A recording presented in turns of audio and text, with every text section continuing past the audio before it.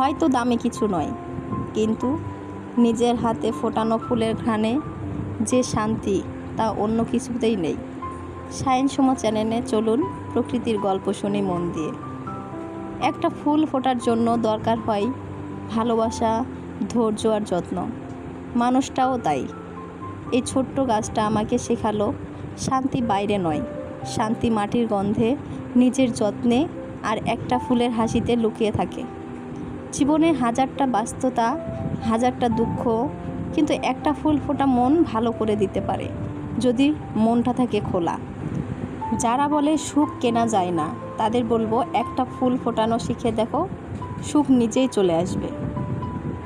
এই ফুলগুলো শুধু গাছের নয়, এই ফুলগুলো আমার স্বপ্নের, আমার লড়াইয়ের, আমার ভালোবাসার ফল। আমি শাহিন সোমা।